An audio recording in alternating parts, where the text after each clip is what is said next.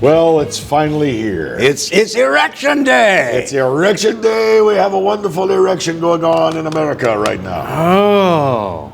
I'm sorry, was that racist? No. Culturally appropriate? I can do my Toshiro Mifumi. I love that guy. I fear we have awakened a sleeping giant. Uh-oh, I'm having a midway filled moment him over here. with a great resolve. Welcome to Exiles TV, and it is election day, and we hope that those of you who have not taken care of early voting or mail-in voting or absentee balloting or whatever the case may be, that you do find your way to your polls today and get that done. Just find some time today and get that done. Do not let your vote go to waste, please. Yeah. We have a little help today to tell you how things are going out there. Karen is taking Mrs. to the roads. Profita? Yes. She is taking to the roads, and she is visiting as many polling places as she can in the next hour, just to give you an idea of turnout and how it's going. So her first polling place that she visited about 30 minutes ago is the Breck Park on Elvin Road, and that takes in the Hermitage and all those big apartment complexes. Know it well. I have friends that live in that area. They had a line of about 20 people and a half-full parking lot, so that's not so bad there. Now, up at St. John's United Methodist Church on Highland Road, which is right near Gardier, and it takes in all of that area north and south of Highland there, all the housing. A lot of it is very well-to-do housing there. 40 cars in the parking lot and a short line out the door.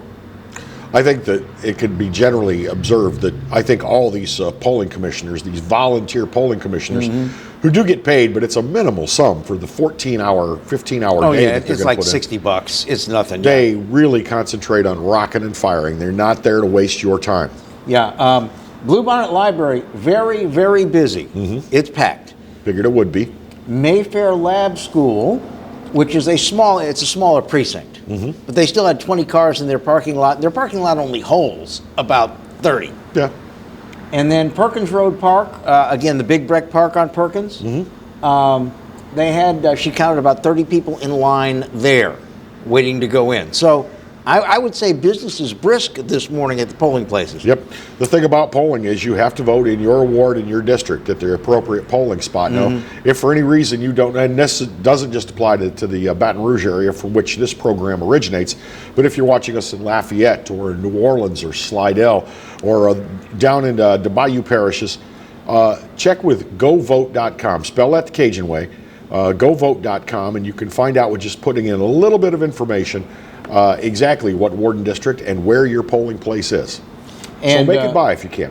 Karen will be heading toward the downtown districts because there's a lot of polling places in downtown, and give us updates from there when she gets there. But she's in the same traffic that we all suffer in. Did you read about this former coach at Christian Life? And I guess it's the former Christian Life. I did as I was scanning name. through and this is yet another case of a man that's accused of trifling with underage people. Yeah, and Todd A. Foster is his name. 52 years of age. 16-year-old girls seem to be his game. He's now a pastor in Mississippi, but that's okay.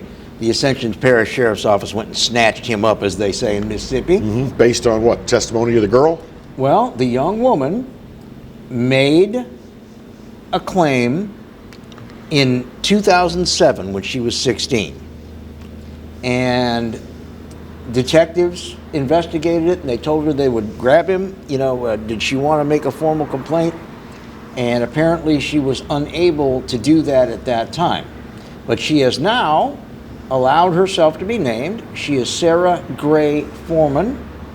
She is now 20 years old, and she had heard that Mr. Foster reached out to an associate of his, confessing that he had sexual intercourse with a juvenile that occurred at his residence in Ascension Parish in 2007. Well, once that individual called the APSO, Corroborative testimony. and they spoke to her, and she said, "Oh no, Yep. all right, it's go time." It's no longer just her word against his.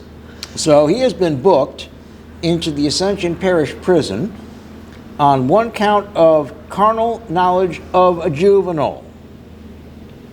This young woman, she's only 20, told detectives she was coming forward because she had heard about Foster and heard he started a church in Macomb, Mississippi, and wanted to make sure it didn't happen again. Okay, you said the offense happened in 2007? That's right. That was 13 years ago?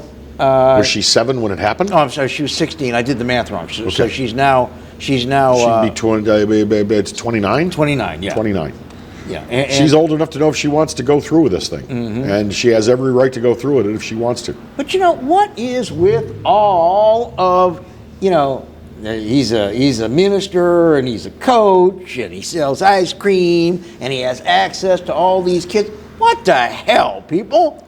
Well, Bill, it's complicated in my opinion. I mean, there's always youth outreach and ministry groups and things like that. And kids of a certain age are looking for something to do, especially if other kids are doing it. It's post-school hours and sometimes on the weekends, and they're looking for something to do, somewhere to belong. Adults volunteer for these things, and I'm always suspicious of them. But you gotta go forward thinking the vast majority of these adults truly just want to help give these young people something to do at a place to belong in a proper context. I consider you to be mentally well-adjusted.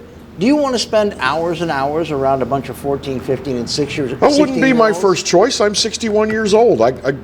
No thanks. See, it's kind of like being the president of the Rotary Club. Anybody that aspires to that position shouldn't have it. I can't, Bill. I just can't think that everybody that wants to do it has something evil at heart. Not everybody. I can't believe that for a moment. But there are too many people that do find they're attracted to that sort of thing, the youth outreach. Why don't you at least the prison chaperone these people?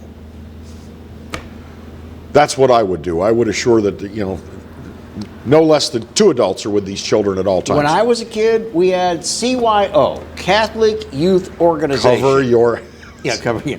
Hey, how you doing? Yeah, we had CYO, we had Catholic Youth Organization.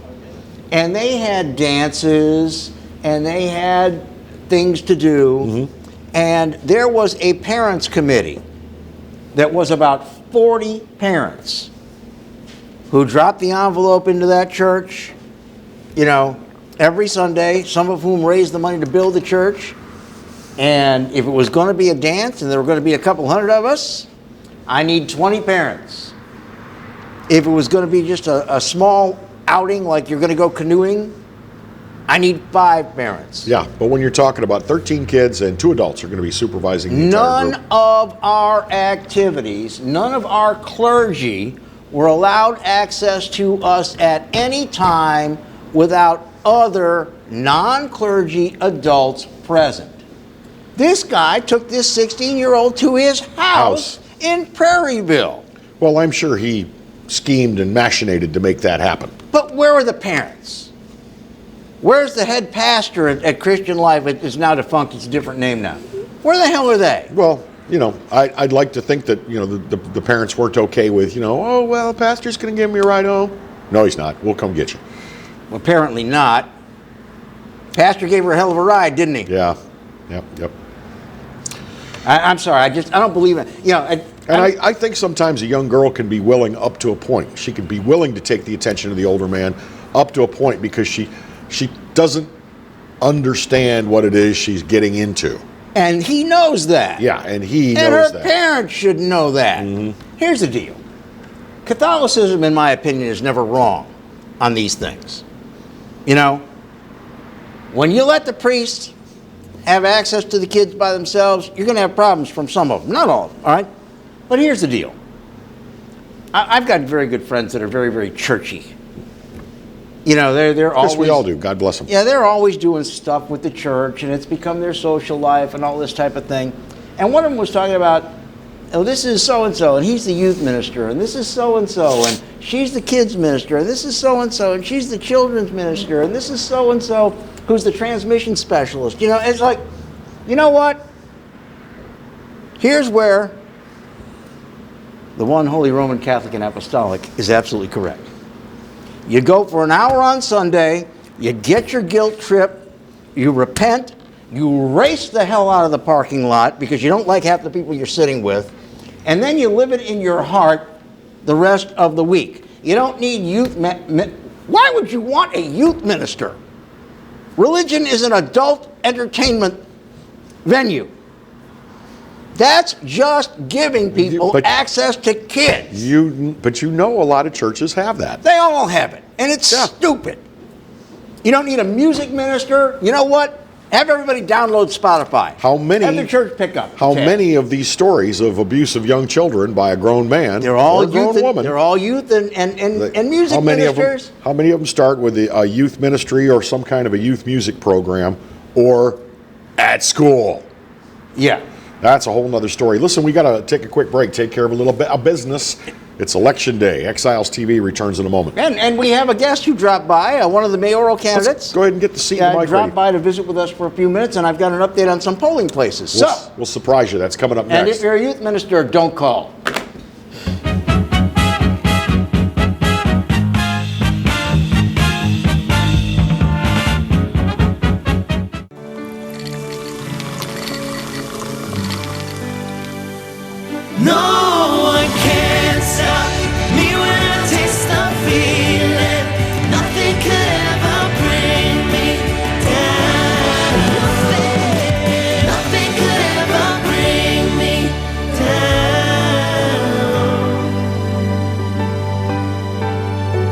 Taste the feeling. The mayor-president is spending $1 billion of our taxes just this year, yet we still have one of the most violent cities in America. Homicides have exploded. The mayor blames many things for this, except one: criminals. We're short of patrols. We need 100 new patrol officers on our streets. Our police need a $10,000 a year raise to ensure quality recruits. It's not hard. Just shift 3% of the budget to law and order. And trust me, I will. Jordan Piazza, Mayor President.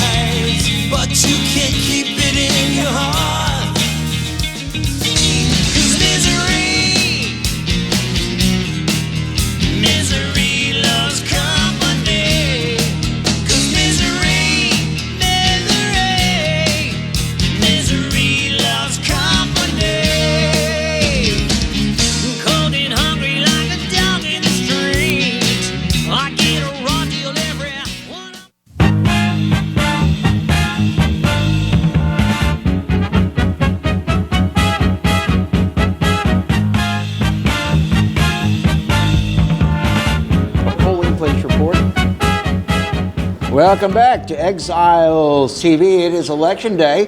One of the candidates for mayor, Jordan Piazza, has dropped by to visit with us a little bit. Before we talk to Jordan, Karen is out going to as many polling places as she can during the hour we're on to try to give us an idea how busy they are.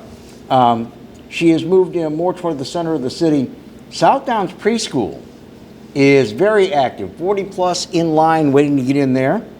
Trinity Episcopal, however, which is on Stanford Avenue, said very light turnout there. And of course, we gave you the other ones. We'll recap some of them a little later on in the show. So, Jordan, today is Election Day. It is. Have you voted yet today? I'm going as soon as we leave here. All right. And where is your polling place? Westdale Elementary on College Drive. Well, we're going to have a report on that pretty soon. Awesome. Karen, yeah, we passed on the way here. And Karen is headed that way. Wasn't too bad. So you know, what has this experience done for you, to you? What have you learned from all of this? I've learned a lot. Obviously, it's for me, it's my first time running. So in COVID, it's all I know. Other candidates obviously have run in other elections, so it's more unique for them. But I've learned a lot about the city parish, where we're at, and the inefficiencies, the real state, if you will, of our parish, and it's very alarming. And as a resident, as a business person, as a person that loves the Baton Rouge, I'm very concerned, and I know we've got a lot of work to do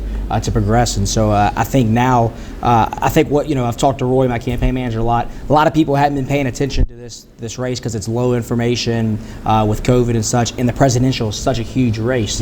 However, there are so many challenges that face Baton Rouge and our parish that we have to get this one right. And so I'm hopeful and optimistic that it'll happen. I have noticed, and I don't know in the age of COVID and this many people if it's still conventional wisdom, but when you have a multi-person race against the incumbent, I have always seen it to be true that the people who get a big cash infusion from contributors near the end are generally going to rise.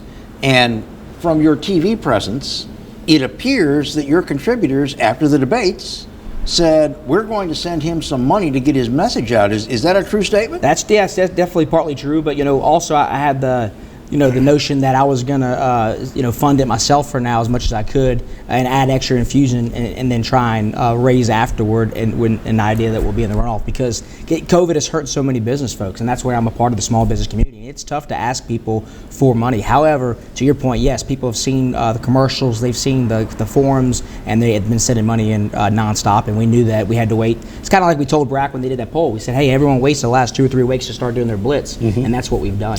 You said there were things about the way our city parish government's being run that would shock us. Give me an example. What does you think the average person out here is not aware of? Well, I don't think the average person is aware of the fact that our budget is $1 billion. First off. Secondly, that we rank 20 in the nation in budget per capita, which is double that of Fort Worth, Texas. And we rank 138th in quality of city services. And I was at breakfast this morning at Frank's on Airline, and I was talking to an older gentleman, and he told, ironically, I thought he was picking at me. He said, it bothers me how much money we have in our budget, but how horrible our services are. And I thought he was realizing that I used that tagline, and he didn't know that. And I told him the statistic, and it's mind blowing. And I think people feel there's issues. They know that a lot doesn't get done. Our services aren't quality, but they don't realize that the funding's there. It's just being misused and misallocated. And so I think it's time for a business person to get in and really show them how to operate the government. When you see people away from a campaign event, like everybody else, you have to go to the store, you have to go put gas in your car, and they know you're running. What is the first thing they ask you about? Is it the budget? Is it crime? Is it business development? What's the first thing that they want to grab your ear for? Most people are asking why I'm running, because I think a lot of people are didn't ever expect me to get in because I'm not a politician like the rest of them. And so that's usually the first question I get is, hey, why are you in it? And then once we get into it, they're, hey, what's your number one priority? And I say, look, number one priority immediately is making sure our economy is reopened, and if it's not, it's going to be challenging the governor, whether that's legally or in a lawsuit or whatever it be, and siding with the Attorney General and saying we've got to lift the mask mandate, we got to reopen our economy while protecting our vulnerable and our elderly. And then second is our policing. And Sharon's from Chicago. I call it Sharon from Chicago, and I tell folks, how do you expect anything different from Matt from Michigan? I mean, point being is that I think being from Baton Rouge is unique because we have a unique culture. We're unique individuals, and we've got so much money and so much funding that we've got to better fund our police. And we got to. People want to talk about education, and then it's not in the mayor's realm, and I understand. However, the mayor's got to lobby for better because it's why Zachary left, Central left, and it's why St. George is leaving. And I think St. George is going to be a great economic booster for the parish, but we've got to address education if we're going to really build our economy. You've gotten off to an early start in life with a lot of experience in managing business. How will you bring managing a business style into managing a government? So that's just it's become ingrained in who I am. I mean, I was 10 years old working for my dad at the restaurant and serving people. That's what my dad always did. And I was talking to Woody Jenkins yesterday on Central City News about it, and it's just kind of a mantra. We grew up learning how to serve people, and it was always putting others before self and always taking care of the best. And so, what I learned at Walk-Ons and their company, Lasting Concepts, and with Todd Graves and all the successes he had is, giving back to the community and serving the people. And I think what we'll be able to do is bring discipline, conservative management to our budget, especially with such a high budget, and just new ideas, innovative ways on how we can be more efficient in what we do with the advances we made in technology and the advances of government that we seem to be behind here in Baton Rouge. Is there anything that you would not certainly jump in on the first day, but take a look at perhaps restructuring and streamlining a little bit? I remember that Mayor Holden tried to do it with DPW, and there are a lot of people who rightly or wrongly perceive that we've got a lot of middle management in some of our departments, that some of that could be consolidated. Have you had a look? I've had a 30,000-foot view look, and I've had personal experience in opening in my business because I've had to deal with the local Department of Revenue here at the city Permit office, all of that. So I have had a chance to look at it, and I think every department has got to be reviewed. We got to look at the benefits package is a major structure we have to restructure and look at. But I definitely think that there are a lot of departments. DPW is definitely one that we've got to address first, and I do think every department is on the table to be looked at and reviewed. BRPD is another one. I mean, we know that department, they found $8 to $12 million in inefficiencies. It's a disservice to the taxpayers that it took us that long, that we've been having that much inefficiency for so many years that we could have been using that funding for other things. And a disservice to the men and women of BRPD Absolutely. who are out on the streets. Correct. Indeed. Jordan Piazza just dropped by to see us today on Election Day. He's a candidate for Mayor President of East Baton Rouge Parish. We're going to take a brief pause, and we'll be back with more Exiles TV.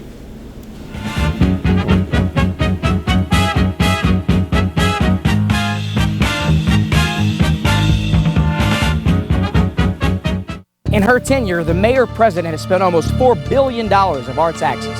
She's had so much, but done so little. We're near the top nationally in revenues collected, but rock bottom in quality of services. Pay more, get less. That's failure. I'm Jordan Piazza. I'm a small businessman, not a career politician. With impressive new ideas, bold conservative management, and plenty of energy to eliminate politics, we can renew our success. And trust me, we will. Live and play on the fairway at Greystone Golf and Country Club, a serene, challenging golf destination located in Denham Springs. For tee times and membership opportunities, go to greystonecountryclub.com. From appetizers, pasta dishes, and entrees, La Contea takes pride in preparing all the Italian cuisine we know you love. Enjoy live music every Thursday through Saturday from 6 to 9, happy hour weekdays from 3 to 6, and brunch on Sundays from 11 to 2, as well as dinner portion-sized lunch specials for under $10. Visit our website to view our menu and book a party or meeting in our large banquet room. Once you try La Contea, your Italian dining will change forever. Surprise, something good has finally happened in 2020. Yours truly, the Clarence Bugg Show, gets to be with you every day of the week. That's right, 11 to 12 every weekday. And of course, the Exiles right in front of yours truly from 10 to 11, yours truly 11 to 12. So now it's appointment viewing. 5 days a week here on the Pelican. The Clarence Bugg Show. The only thing missing is you. Hi, I am Dr. Farrell Fruge Jr., and I am a general dentist at Fruge Family Dentistry. I was born and raised in Baton Rouge, Louisiana. I went to Catholic High School, LSU, and LSU School of Dentistry in New Orleans, where I received my DDS degree in 1986. I always have and will continue to be committed to continuing my education, to invest in technology which makes the diagnosis and delivery of dentistry more thorough, more comfortable, and more aesthetically pleasing. In our practice, we are here to serve the patients. We want to improve their quality of life and to develop relationships with our patients. In dentistry, we have a chance to impact lives on a daily basis, not just by doing dentistry, but by getting to know them and being a part of their life. We also believe in giving back to our community. So every year, we give back to the Greater Baton Rouge Food Bank, Toys for Tots, and Mary Bird Perkins Cancer Center. Please stop by and visit our office. We would love to take care of you and your family.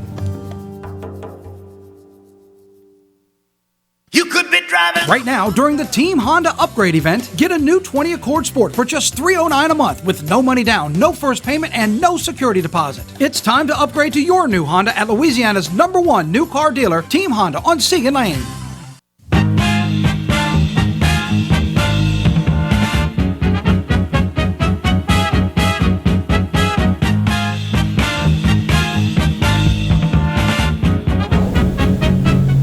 Back. It's Exiles TV, and we appreciate you being with us on Election Day.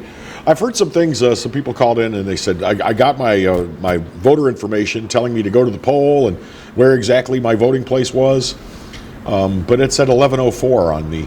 Said to go on 11:04. That's tomorrow. You need to go today. Somebody be fooling with you, Maine. Here's a couple more polling places. The Baton Rouge Performing Arts Academy on Acadian. Line out the door. Now, this is not inside. Karen counted 35 people in line out the door. Mm-hmm. So, and again, that's that big Westdale area. Mm-hmm. So, yeah, things are starting to fill up. at the polling places. We'll have more on that as we continue. We're speaking with Jordan Piazza, candidate for mayor. He dropped by to spend a little time with us this morning before he goes to vote. That's right. I think it's likely that the incumbent, Mayor Broome, is in the runoff. If you make the runoff, is it going to be head-to-head on issues? Absolutely. I mean, it's gonna be. That's the opportunity to take advantage of the failure she's done for the last 4 years and really expose it. We haven't done a whole lot in that thus far because time has prohibited us. The presidential election has consumed so many people's lives. But going in the runoff, that's 100% the plan is to go through every single issue because there's a lot of grants, that funding that we missed. There's a whole lot of opportunities that we've had that she's dropped the ball. Move EBR is another tax that she brags about all the time, but there's so many areas that you see no work has begun. I was just going to ask, has a shovel been moved on Move EBR? No, I don't know if it has. This is 2 years of taxes. I will say this, and I'm not being 1 year of taxes. I'm not being snarky. I'm just telling you what you're going to believe me or what your lying eyes tell you. I have seen in my neck of the woods some really gorgeous, really large Move BR signs that have been put up in the last 2 weeks. Right in my neighborhood too. Yeah. Amazing. And it says timing. coming soon. Yeah. Amazing the timing on that. Yeah. And then also, I don't know if you noticed, some of the signs, and it was in the business report, they left the council members off. And it said, Mayor Sharon Weston Broome and council members. It didn't list them. And the council complained and said, look, we all voted to approve this for it to go to the ballot. And so it's just, that's one thing that I've learned about her, Mayor Broome, that bothers me is she's very motivating and trying to promote her, self-promoting, and try to promote herself. And really, I don't think she embraces the team mentality that it's so much more than one person to achieve progress. You took part in several candidate forums, and some of them Her Honor were at, including the one that was televised. Would you want to do it again, but this time not a candidate forum, but a straight-up debate? Absolutely. I'm confident without a doubt that if I get on a debate platform with her, I'll beat her every time. Because one thing I've learned in all these forums and what y'all don't see is the virtual forums we've done, she's reading a script. This is our mayor president that doesn't even know her own stuff. She's literally reading a script on the screen. You can see her eyes down like this and the camera's here, and you can see her eyes moving. And it's just, it's so bothersome because it's realized that I know it, but I'm trying to get the people to understand she's so out of touch with reality and what's really going on. She can't even list her accomplishments that she claims to be accomplishments because she doesn't even know them. And so I'd love the opportunity to get head-to-head with her. Well, as a person who spent a lifetime in broadcasting, I sometimes, go to notes just to keep myself I'm not saying you organized. can't reference, but I'm saying every answer she had to read answers every time. Is what I'm trying to say. The thing is, I think one of the reasons that your candidacy has gone as well as it has, and that fly hasn't voted yet. He's hanging out.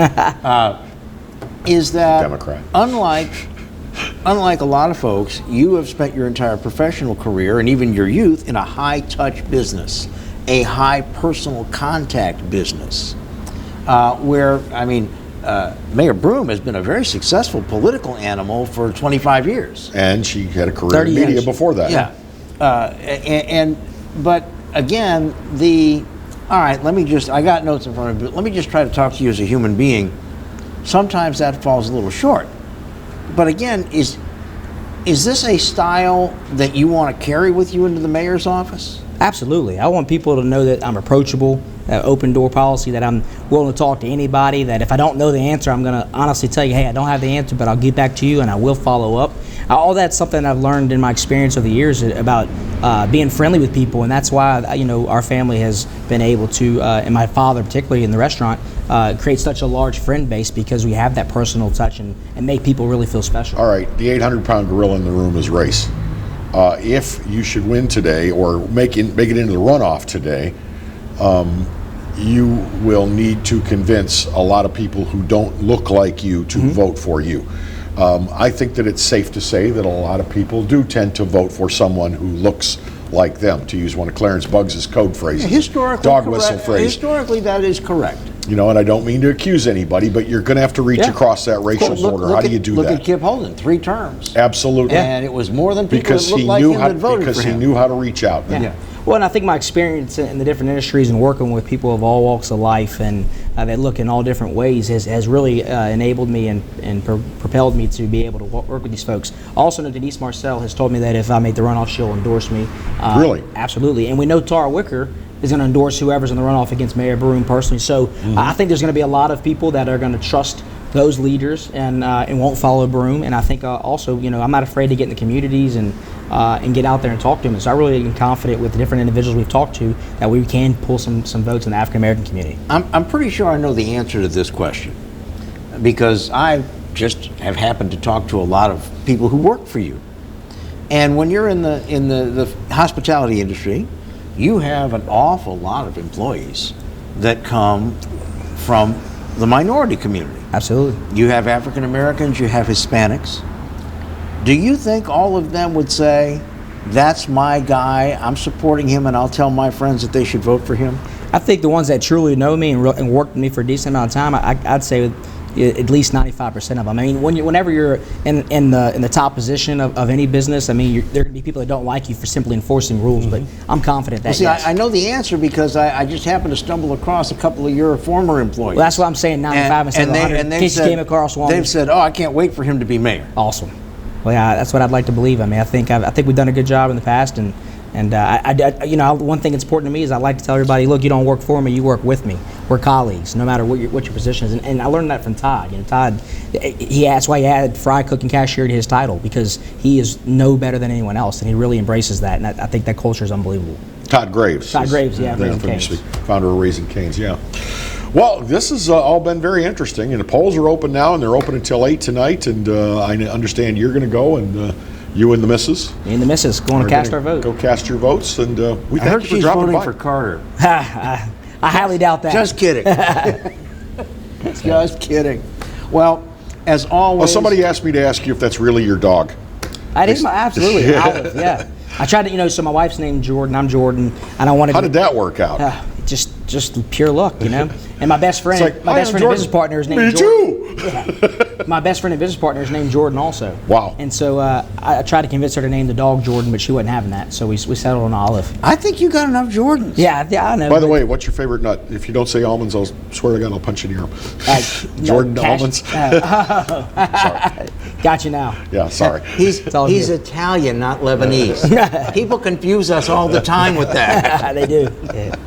Jordan, we wish you a lot of luck. Thank you so much. Thank y'all for having me. It's been great. Stick around for just a second while we go to the break. I'll tell you what, Marty, we're going to take the break a little early here because we've got some polling places to get caught up on and a little more in the news today. Stick around. You're watching Exiles TV on the Pelican. Thanks for being with us.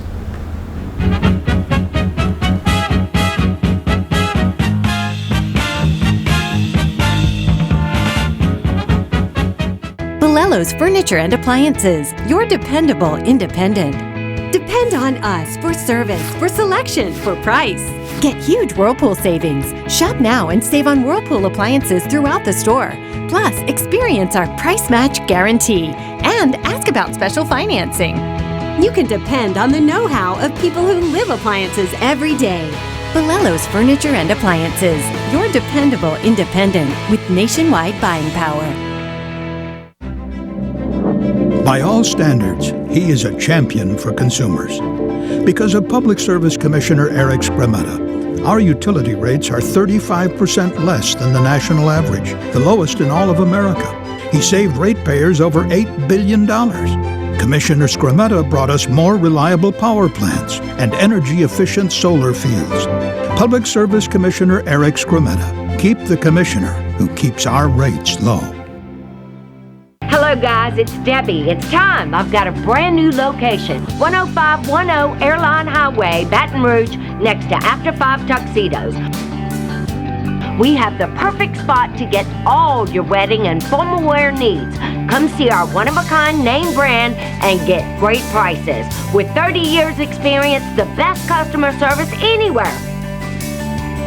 It's Debbie's Bridal, Airline Highway, Baton Rouge. See you soon. Hi, I'm Hurricane Betsy Barnes. And I'm Dr. Kay Siller with The Rocket Right Show. We are two busy blondes on the go showing off life in Louisiana. Watch us on Pelican Sports Network. And Talk 107.3 FM. Check local listings for times. During COVID, many local businesses have been treated unfairly. The big box stores continue making money, but not many of our local businesses. I know firsthand. As your mayor president, I'll fully open the economy while protecting the vulnerable, but I want our people and businesses back working again. I'll not rest until we change our economy with new, innovative, and larger businesses with greater payrolls. A clear leader for unclear times. Jordan Piazza, Mayor President. We can succeed again, and trust me, we will. I owed the IRS $10,000. The IRS garnished my wages. They put a lien on my house. I'm self-employed and didn't report all my income. They claim I owe a lot more than I do. The IRS is the most powerful collection agency in the world. They do not give up until you pay. I couldn't sleep. We were being audited. I called Tax Solutions Now, and a great big weight was lifted off my shoulders. I called Tax Solutions Now, and they got the IRS off my back. Tax Solutions Now had my wage garnishment lifted in 48 hours. Tax Solutions Now can get you help. Our agents know the rules, can stop the pain, and get you the best deal. Tax Solutions Now saved my business. I qualified for the Fresh Start program. I paid less than I owed. We connect you with a team of former IRS agents and tax professionals who get the IRS off your back. Time is running out. Call Tax Solutions now. Call 800-778-4345. 800-778-4345.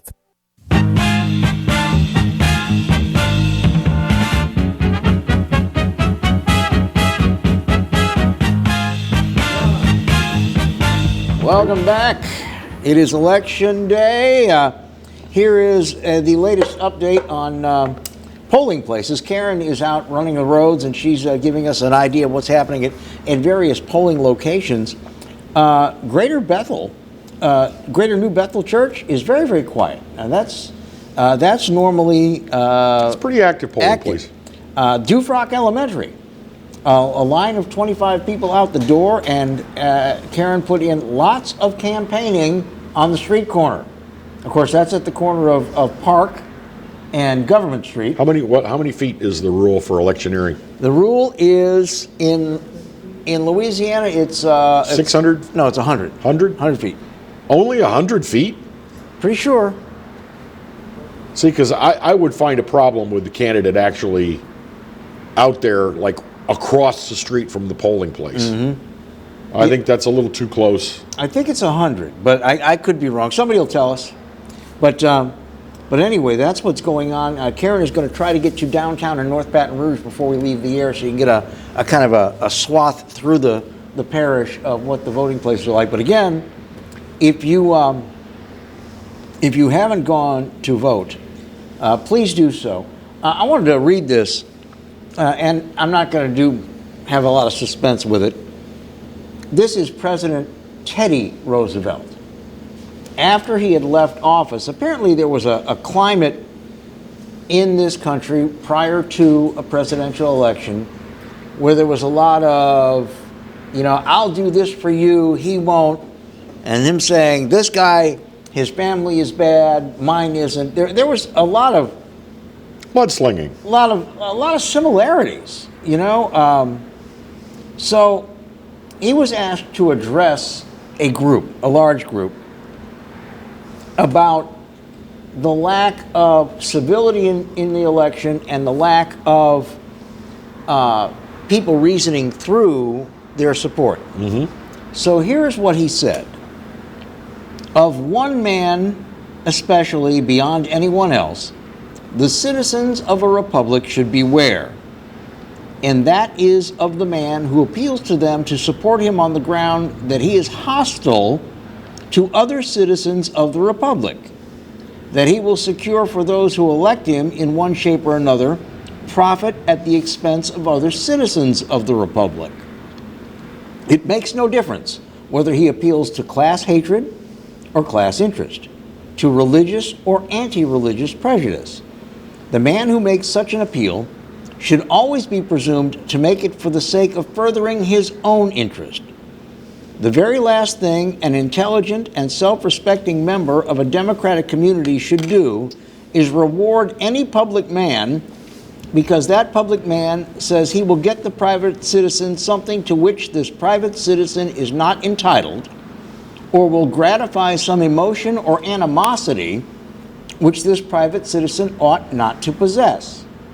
If a public man tries to get your vote by saying that he will do something wrong in your interest, you can be absolutely certain that if it ever becomes worth his while, he will do something wrong against your interest. The wisdom of Teddy Roosevelt. He was a pretty smart guy. Yeah. And basically what he's saying is forget what they tell you that they're going to do for you. Look at the overall picture. Don't the enemy of my enemy is my friend does not apply here. City parish offices on Florida Boulevard, not quite as busy. Only 10 people in line on that, according to Karen. So I just had one of my Facebook friends. She didn't say what her polling place was, but she said even though there was a line, in and out in 20 minutes. In and out 20 minutes. Well, again, most of the polling places, they're set up with multiple machines. They can move you through. And as I said earlier in the program, these polling commissioners, these poll workers, speed is what they're concentrating on. They are not dilly-dallying. If you've got your proof of ID ready, and yes, you need proof of ID. If you've got that ready, when you step up there, you could be in and out in no time. Well, and again, I can't verify, but I also can't call into question. We have been told for the last couple days that the early voting was heavily minority. And some of these polling places, not all, but some of these polling places that are fairly light, I know have a very, very high minority population living nearby, and maybe they're light because these folks have already voted. A big number of their voters that would be there on election day. I live in a part of town where a lot of people early vote. Mm-hmm. And the day that Mary Ann and I went out to early vote, there were a lot of people in line. Very, very mixed. I would say a little heavier to the white than black, or the minority voter, but a huge, huge number of us. And again, I'm going to give propers to the people who kept that line moving in the rain. Yeah. So, and we're going to give you as many of these as we can. We will. This is the first time in years and years and years that we've not been on the air for election coverage somewhere. Oh, wait a minute. There was an election last year for governor. Yeah. And we were free. We were exiled. Bill and Clarence, Bugs, and myself, all those years of talk radio, we just got used to if there was an election and it was worth covering. We didn't always do it with like these April, May elections where it was just a couple of referenda, but we would be there until at least 10:30 at night on the radio providing up-to-date election coverage. But I asked the crew here, did they want to come back and be live at 10 o'clock tonight? And they all seemed to had something else they wanted to do. Marty went deaf for a little while right after you said that, I noticed. I'm joking, guys. We will be repeating the program tonight at 10, but no, we will not be live. I don't know. I mean, do you think the world is suffering because we're not, at least the community is like, if only we had Kevin and Bill and Clarence to bring some sense to this whole thing. Let me try to find a way to say this that doesn't sound terribly self-serving. Certainly not a scientific sample, and certainly not overwhelming. But I have had no less than 10 people tell me in person, send me a message, or come onto Facebook and saying, I'm really going to miss having you guys on the air election night. I always felt that you handled it well. I always felt that you were never rah one candidate or boo another. And I think we did that fairly well when we were on the air live doing election coverage. But it's going to feel odd to be on the couch in front of the TV. Mm-hmm. And of course, Bill, I think what's going to be different this year because of COVID-19 and mail-in balloting, we're not going to have a clear winner tonight. We may not. I mean, it's not like we'll wake up tomorrow morning and have, Trump triumphant or, Biden wins in landslide. I mean, we'll have projections certainly as headlines, but there's still going to be mail-in ballots because they accepted them right up until yesterday in some places. And we still have other headlines that are unfortunate. Like I'm trying to pull it up now to make sure Here's an interesting headline. Biden campaign director says there is no way they will concede on election night. Well, nobody should concede on election night because it's happened many times. Yeah, when it's a landslide. We've had 2 murders in the last 24 hours. Yes. In Baton Rouge. Yes. And again, when you have a mayoral election and you have crime at the top of everybody's list of what they want either the returning mayor or a new mayor to tackle right on up to election day.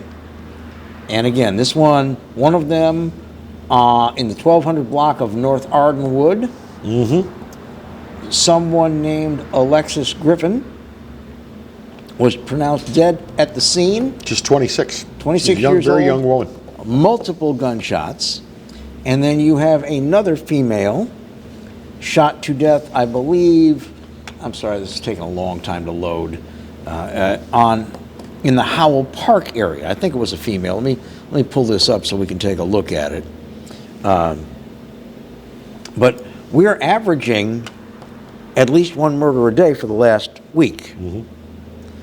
And I don't know if we as a community have gotten so inured to it that while we don't like it, we're kind of like, well, stuff happens. Desensitized? Is that what you're saying? I am very surprised that every single one of these candidates is not running crime ads constantly. Well, I mean, we just spoke with Jordan Piazza. One of his rotating ads is about crime. Oh, yeah. I've heard Steve Carter message crime. I've heard Matt Watson message crime. I heard Denise Marcel message crime last night in one of her ads. So, yes, they are. But they're not using any one message as their bank here. You know, what can Sharon Weston Broom do about crime other than, you know, a lot of people think that she was light on crime and that's why she hired Chief Murphy Paul. I don't think Murphy Paul takes the subject lightly. No, and here's the thing. Sharon ran primarily on replacing the police chief. Right. That was a big part of her campaign. And this, by the way, was a police chief that had lowered crime, particularly the murder rate, very substantially. This was a reaction to the Alton Sterling police-involved shooting. So she did, after election, get a new police chief of her choosing. And while I don't think this is his fault, the murder rate is up. And I'm kind of surprised that more of the candidates aren't using that. It's like, you ran on replacing the police chief. The police chief who was highly successful in bringing our murder rate down. And now the murder rate is up. What do you got to say? Well, Her Honor has addressed it, and she talks about COVID-19. Now, here's how COVID-19 affects the murder rate. And it wasn't her call to make. The governor let a bunch of people out of prison so they wouldn't get COVID-19. Now, we know that of course, not all of the recent murders, but a number of them have been committed by people who were recently released from prison. So do we lay this at the feet of the governor? Do we lay it at the feet of COVID-19, the figurative feet of COVID-19, or is it something that we can legitimately beat the mayor over the head with? All I am saying is, if you're running for an office, be careful what you say. You know, that was a purely political ploy to get a lot more black vote. That I'm going to replace this police chief because one of his guys shot Alton Sterling. Some people would call it pandering, and it worked. Well, now, I'm saying simply as a concept and a campaign construct, now it's what you got to say now. Let's take a quick break, take care of some business, and we'll be right back. Exiles TV, thank you for being with us on Election Day.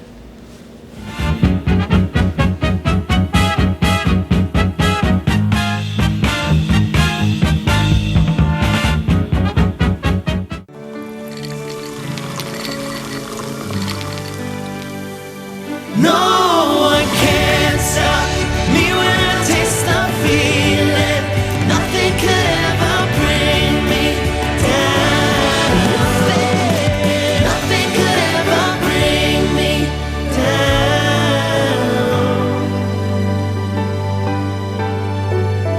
taste the feeling. Hi, I am Dr. Farrell Rouge Jr., and I am a general dentist at Rouge Family Dentistry. I was born and raised in Baton Rouge, Louisiana. I went to Catholic High School, LSU, and LSU School of Dentistry in New Orleans, where I received my DDS degree in 1986. I always have and will continue to be committed to continuing my education, to invest in technology which makes the diagnosis and delivery of dentistry more thorough, more comfortable, and more aesthetically pleasing. In our practice, we are here to serve the patients. We want to improve their quality of life and to develop relationships with our patients. In dentistry, we have a chance to impact lives on a daily basis, not just by doing dentistry, but by getting to know them and being a part of their life. We also believe in giving back to our community. So every year, we give back to the Greater Baton Rouge Food Bank, Toys for Tots, and Mary Bird Perkins Cancer Center. Please stop by and visit our office. We would love to take care of you and your family. The mayor-president is spending $1 billion of our taxes just this year, yet we still have one of the most violent cities in America. Homicides have exploded. The mayor blames many things for this, except one: criminals. We're short of patrols. We need 100 new patrol officers on our streets. Our police need a $10,000 a year raise to ensure quality recruits. It's not hard. Just shift 3% of the budget to law and order. And trust me, I will. Jordan Piazza, Mayor-President.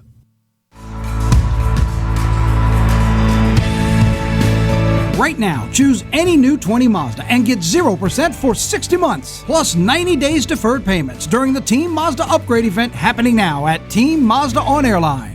Hi, business owners. Phase 3. Woohoo! But do your customers know you're back? Well, that's where the Clarence Bugg Show and Pelican Broadcasting can help. Right now, we've got great rates on advertising packages to help you get the word out. Shoot me an email at bugsclarence@gmail.com. Or better yet, call me up. I'd love to talk with you. 225-485-6839. Let's get together and make Phase 3 the best it can possibly be.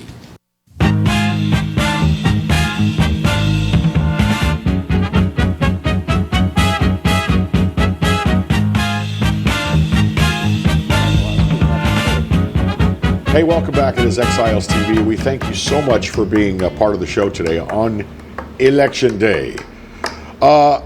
It troubles me, Bill, if you don't mind me bringing this up, it troubles me to see that ahead of Election Day, businesses in some cities are not just boarding up their windows, they're heavily boarding up their windows. They're shoring up their windows with heavy plywood that will not be any too easy to bust through, so that people cannot loot and burn. Of course, what are they shoring their windows up with? Wood. All you got to do is get that wood burning, and off you go. But it bothers me that that's what we're afraid of. Obviously, businesses are terrified that we had the Trump riots in 2016 when he won the election. I don't think anybody. You tell me if you think I'm wrong. I don't think anybody is worried that conservative voters, Republicans, Trump voters, if he loses, are going to go out and loot and burn and destroy anything. Are you? I'm not worried about Trump voters that can go out. I'm worried about some of these militias. I'm not, because the militias are very, very small groups in and of themselves, and I don't think that their action will be their own action. They might take a reaction. Well, now, if the left gets out in the streets like they have been all year, literally since a month into the COVID virus, out looting and burning and destroying, and I think that if Trump loses, you will see some very angry right-wing Americans get out and try to take them on. Well, I think one thing, whether it's right-wing, left-wing, chicken wing. There are idiots on both sides. Can we agree? Well, yeah. And some of them, I'm sure, are nice people. But here's the deal. I don't think we're going to have a definitive answer tonight. I think it's going to take a couple days to count all the absentee ballots, all the military ballots. 2 weeks. I'm going to give it 2 weeks. And by the way, I am glad that some people in the military made a great big stink 3 days ago. Because, you know, they were not going to count their ballots unless it was close. And many of, that's been a thing in the military that are overseas. No. You count those votes. Well, they made a big stink, and now they got, through the courts, an extra 3 days to count all the military ballots. By the way, a lot of candidates, I don't think anybody at the top, but a lot of candidates opposed that. But I'm glad the military, and by the way, this has been going on for decades. This is not something new. This has been going on So you telling for me decades. soldiers' votes have not counted unless the race was close? That's right. Have not counted. You're serving your country, and in some cases putting yourself in real, honest-to-God physical danger so that your military absentee vote cannot be counted? Our friend Jim Horton was enlightening me about that. Jim, of course, was at the That's Pentagon. criminal. He was at the Pentagon at 9/11. He was a career Air Force officer, retired as lieutenant colonel. And he said that they went through, I guess he was in 30 years, so they went through, what would that be, 8 presidential election cycles? And they were always told, now, you know, we're not going to count your votes cast your unless vote, but it's not going to get counted unless it's close. That ain't right. You think? But this time, their vote is going to get counted. How did that happen? President Trump? No, it wasn't actually. He was one of those that was opposed to being counted 3 days later. But so if you had to guess, how soon do you think that there's going to be some kind of a proclamation who actually won this thing? within 5 days. Within a week? Within 5 days. I think that, But to your original point, that gives us some time to get everybody harnessed up. well, and, you know, we got to get Justice Barrett comfy in her chair and her new robe and get ready to send this thing all the way to the U.S. Supreme Court. Well, I'm hoping that won't happen either. I but just remember 2000 in Florida. One state with 2 time zones really queered the deal on the presidential election in Florida and sent the thing to the Supreme Court. Yeah, but it was settled very, very quickly, if you remember.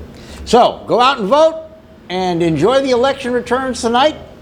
Be safe, be well. We'll be back tomorrow. God bless. Take care. Thanks for being with us.